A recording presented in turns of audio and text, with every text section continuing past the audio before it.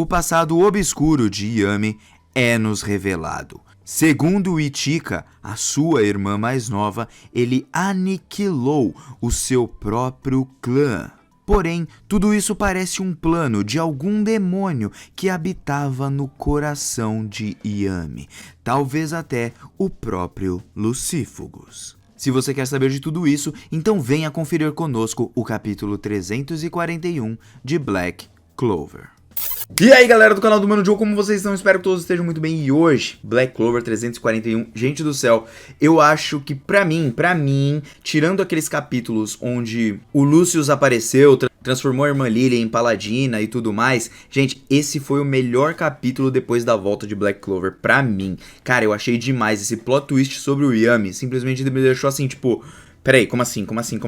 Simplesmente inacreditável, vocês não concordam? E bom, eu tenho uma teoria aqui de um negócio que eu tava pensando, juntamente com o Trevo Preto, até porque eu estava lendo uns posts dele e eu achei alguns deles muito interessantes e eu gostaria muito de saber o que vocês acham ao final do vídeo. Por isso, fique até o final do vídeo pra gente conferir tudinho juntinho aqui sobre esse capítulo de Black Clover. Antes de mais nada, eu já vou agradecer pra todo mundo que deixou aquele like, que compartilhou, que comentou e que se inscreveu. E antes de mais nada, gente do céu, na tradução oficial do capítulo passado, o Asta diz que ele estava na sua forma de união demoníaca. Só que é o seguinte, muitos estão confundindo, pelo menos no meu ver, é assim que eu enxergo, união demoníaca com os seus modos de batalha. Por exemplo, o Asta tem o modo Black, o Asta tem o modo X, Y, Z e tudo mais, e tudo isso é união demoníaca. O que difere são os modos que cada uma ali é feita. É como você falar, por exemplo, de Kimetsu no Yaiba, onde tem ali a respiração da água e ela é feita de 7, 9, não lembro nem quantos mais modos tem, mas cada uma delas é uma respiração. Então é assim que eu entendo a união demoníaca. A união demoníaca é quando o Asta se junta com Lib, independente se é parcial ou não, e aí os seus modos vão diferindo conforme ele vai entrando na batalha. Se é parcial, se ele vai usar aquele modo cheio da armadura completa, com cada espada destacando cada armadura diferente do seu corpo. Então tá aí esse detalhe pra vocês, porque algumas pessoas me cobraram que era o modo Black, que não era o modo não sei o que. É tudo união demoníaca pra mim, tá? O resto é só os modos que tem dentro da união demoníaca. Entenderam isso? Então, fechou. Vamos lá pra esse capítulo, que já vai nos começar apresentando 3 novos personagens. Vai apresentar o Hanegatsuji Jouzou, que se parece muito com o personagem de Samurai X. Então, pra vocês que não viram Samurai X, tem um dos vilões que tem essa aparência e usa exatamente essa máscara. E ele também é meio que um ninja, se eu não tô enganado, em Samurai X. Então acho que o Tabata deu uma leve inspirada aí em Samurai X, tá bom? Temos o Okadai Zaemon, que é um gordinho meio Buda, que se eu fosse falar uma inspiração dele do que eu lembro agora de cabeça, tem muitos personagens assim, mas do que eu lembro agora de cabeça é do Gyomei de Kimetsu no Yaiba. E nós temos a Imari Komari, que provavelmente ela tem alguma magia de eletricidade. Vocês perceberam no cabelinho dela? Eu acho que aquilo não engana, gente. Eu acho que ela vai ser assim e ela se veste como uma Gyaro, né? Que são aquelas meninas que se vestem super pomposas assim no Japão. Adorei os 3 personagens. Com isso nós conhecemos agora 4 pessoas do Ryuzen e todas elas vão dar alguns golpes no Asta. O cara de capeta, ele parece ter golpes rápidos ali, mais ou menos como o do Capitão Jack, pelo menos foi o que me pareceu. O gordinho que é monge parece só utilizar a força mesmo, deve ser força bruta, alguma coisa relacionada à pedra, por exemplo. E a Imari parece ser uma menina que utiliza a eletricidade. Todos são golpes muito apelões, né? E eu gostei da interação deles juntamente com o Asta e até mesmo entre eles, né? Um se zoando e tudo mais. Todos eles deram a ruptura celestial em cima do Asta, mas sem usar nenhum tipo de pergaminho. Então provavelmente, ou pelo menos é isso que o capítulo dá a entender, eles utilizaram magia bruta, magia pura. Assim como o Yuno, por exemplo, quando ele utilizava o vento quando era criança. Ele utilizava sem precisar de um grimório. Pelo menos foi dessa forma que eu entendi. Gostaria de saber o que vocês acharam também. A Imari já fica interessada no Asta sobre o cabelo dele, né? Até porque o cabelinho dele meio branco, meio prateado ali, é totalmente diferente. E aí ele pergunta, pô, no seu país tem bastante gente com cabelo diferente, né? Porque o dela, no caso, é tingido. E aí eu achei bem divertido nesse capítulo, foi a interação entre todos eles. O ninja querendo zoar com a Imari, dizendo, pô, mano, você tá se vestindo desse jeito, você nem parece uma shinobi. Aí ela fala assim, e você com essa máscara aí de idiota, meu filho? Aí ele fala assim, não fala assim da minha máscara, minha filha, não fala! Eles ficam se zoando e o monge a gente já deu pra conhecer um pouquinho ele, vendo que ele é um taradão. E aí o Ryuya vê que eles estão ocupados, ele fala assim, desculpa ter pedido alguma coisa assim pra vocês e tudo mais, tô vazando, depois eu falo com vocês. Aí eles falam assim, não, é uma honra nós te ajudarmos, chefinho, né? E aí todo mundo fala assim, não, nós vamos com certeza ajudar. E aí eles ajudam mais uma vez o Asta no seu treinamento, mas o Asta toma um pau. Bom, depois desse treinamento, o Asta fica ali deitadão, olhando as estrelas, vendo que o tempo ali naquela terra é muito nublado, fica admirando, e ele começa a imaginar algumas coisas sobre o Zetten e sobre como funciona a sua força, porque cada pessoa usa o Zetten de uma forma diferente. E graças a essa forma diferente, ele começa a imaginar que, por exemplo, numa média, o poder do Zetten equivale a 10. Então, se a pessoa, por exemplo, dá 2 chutes ou 2 socos utilizando o Zetten, ele não dá 2 socos de 10, mas sim, por exemplo, 2 socos de 5, ou então se ele aplica 5 golpes, vão ser 5 golpes com 2 de força, e isso é bem interessante de saber, até porque mostra que apenas um golpe já é o equivalente a muita coisa, mas isso é o Asta analisando. Talvez com uma explicação melhor sobre como funciona o Zetten, a gente possa entender de uma forma muito mais fácil e também muito mais completa. Eu mesmo acredito que essa teoria do Asta, mais pra frente, ela vai se provar não totalmente certeira, porque ele vai conhecer pessoas que quebram meio que esse limite. E quebrando essa média e esse limite, ele vai perceber um ponto onde ele poderia ficar mais forte. E bom, além do Zetten, o Asta também precisa dominar ali um pouco a parte de luta, onde ele possa conseguir explorar as aberturas do seu oponente para ele fazer a mesma coisa que a Ichika fez com ele nos nossos capítulos passados. O Asta nesse momento começa a pensar um pouquinho mais sobre o que os outros estão fazendo na Terra de Clover e também me atiça a curiosidade porque eu queria também saber demais sobre isso. E talvez a gente tenha um reencontro do Yami com a Ichika ainda no final desse... Não no final do arco, mas na transição quando o Asta for para chegar em Clover, provavelmente o 7 Ryuzen, o próprio Ryuya vai ir junto com ele. Eu acredito que alguma coisa dessa possa acontecer para resolver esse mal entendido entre o Yami e a Ichika. Porque a Ichika vai aparecer nesse momento e o Ryuya pediu para ela cuidar ali do Asta,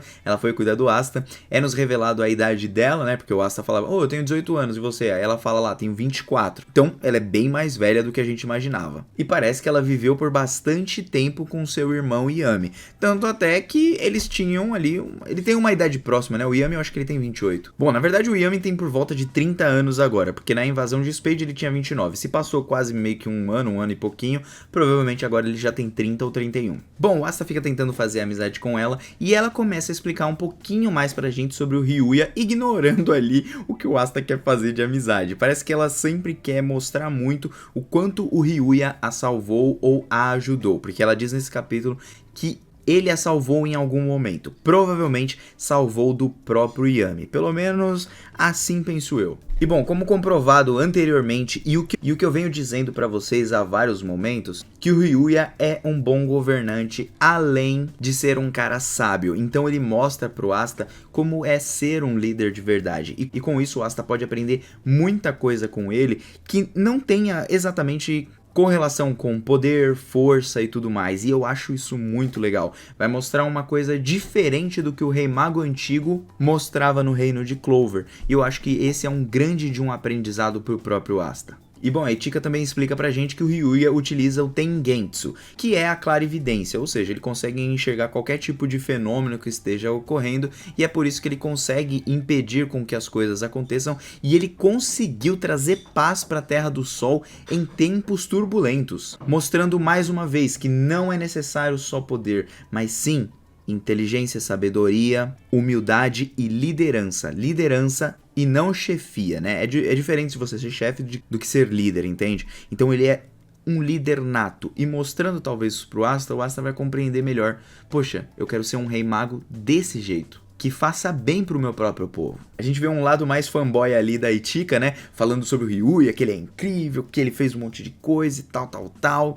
E é bem legal de ver isso, né? Depois ela volta ao normal e fala, na verdade, esse homem maravilhoso pediu pra cuidar de você, por isso que eu tô aqui. E aí depois ela mostra pela primeira vez um olhar todo manso, principalmente lembrando que o Ryuya salvou a vida dela e que ela tem uma dívida eterna com ele. Provavelmente aí tem algum envolvimento com o próprio Yami. Pelo menos assim imagino eu. Porque nesse momento o Asta vai elogiar o Ryuya e a própria Chika falando, poxa, um amigo de infância, a irmã dele são pessoas incríveis e tudo. Eu gosto muito do Capitão Yami também, ele reconheceu o meu sonho, foi o primeiro a reconhecer meu sonho. Na verdade não, quem reconheceu o seu sonho primeiro, assim, no meu ponto de vista, na verdade foi o Yuno, tá? Que desde sempre topou ser seu rival. Se ele topou ser seu rival desde o começo, pra mim foi ele quem primeiro percebeu. Mas tirando o Yuno, foi realmente o Yami. E aí a Chika começa a rebater ele dizendo, ó, não quero falar desse homem, esse cara aqui, mano, eu não tô nem aí pra ele, não quero saber dele. E aí o Asta fala, poxa, é estranho, né? O Yami contou pra mim que ele veio parar aqui depois de um naufrágio e tudo. Será que é isso mesmo que aconteceu e tal? E aí a Chika começa a falar, ele fica contando essas histórias aleatórias, mas ele é um mentiroso. E aí ela começa a ficar com raiva e aí ela diz pro Asta, esse cara aí que você tanto elogia, esse Yami aí, você não conhece ele de verdade. Porque na verdade ele aniquilou todo mundo do nosso clã. E aí começa a passar um flashback da Chika e é aí que vem o detalhe legal, gente. Esse flashback vai nos dar muitas respostas sobre aquele coração, sobre aquela estrutura do corpo do Yami que nos mostrou lá atrás quando a Grey tentou curar ele. E aí nós vemos uma cena do Yami mais novo e a Chika como uma irmã de verdade falando Oni-san, né, não sei o que, toda feliz. E não teremos capítulo de Black Clover na semana que vem, então nós não vamos saber ainda até a semana que vem o que realmente aconteceu. Porém, gente, aqui eu já tenho um detalhe aqui de uma teoria que eu dou mais crédito pro Trevo Preto, porque foi graças a ele que eu parei pra pensar nisso, e aí eu comecei a bolar aqui na minha cabeça como isso pode ter funcionado. E bom, pode ter funcionado da seguinte forma. A primeira coisa, a gente sabe que a Chika não sabe da verdade, mas provavelmente o Ryuya sabe, e ele não pode falar por algum outro motivo. Porque o que pode ter acontecido nesse passado e até mesmo é a resposta para como o Ryuya conseguiu aquele Tengetsu. Talvez o Yami e o Ryuya, eles tenham se envolvido com algum tipo de demônio, alguma coisa assim, até por causa da estrutura do corpo do Yami, que parece ter um negócio ali. Eles podem ter se envolvido e aí a família do Yami tentou parar de vez com o ataque dos dois que estavam sendo possuídos. Ou talvez só o Ryuya estava sendo possuído, o Yami tentou parar ele, tomou um pau, mas o Yami vai ser culpado no final pro Ryuya se tornar o Shogun. E aí um dos demônios talvez tenha dominado o próprio Yami ou mesmo até o próprio Ryuya, e foi daí que surgiu esse Tengetsu. Claro, isso tudo é uma possibilidade, mas eu acredito em algum tipo de possibilidade assim, porque o Yami com certeza não matou todo o seu clã, não aniquilou, e tem alguma verdade aí que o Ryuya vem escondendo do seu povo. Mas vem escondendo por quê? Porque o Yami quis que ele escondesse para que ele se tornasse um Shogun. E talvez o único jeito de resolver esse mal entendido vai ser o Yuya contando toda a verdade. E talvez por isso o Yami, na verdade, ele não sofreu nenhum naufrágio. Na verdade, ele fugiu da Terra do Sol para que não acontecesse nada de ruim com o Ryuya.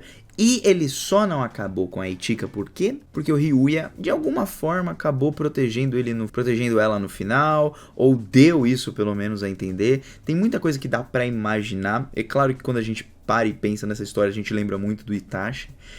Mas eu acredito que vai ser alguma coisa diferente. Tipo, vai ser totalmente diferente. E eu gostaria de saber a teoria de vocês. Será que o Lucífugos ou algum outro ali dominou o Yami e fez com que ele fizesse esse estrago todo? Ou então acabou mexendo ali com o Ryuya e aí o Yami tentou impedir, e aí nasceu esse olho Tengetsu em cima dele, e tudo por conta também da magia do Yami, que é da escuridão, então talvez por isso tivesse alguma ligação ali com o submundo. Porque vocês se lembram que o Yami ele conseguia dar golpes ali em coisas do submundo, como se a magia dele fosse proveniente dali, daquele mundo? Então é uma bela de uma teoria, né, gente? Eu, pelo menos, achei bem interessante. Gostaria muito de saber o que vocês acham sobre isso. E até o próximo vídeo de Black Clover, tá bom? Muito obrigado a todo mundo e não se esquece de comentar. Mano, eu tô fazendo. Até uma próxima. Um beijo no coração. Fui, valeu!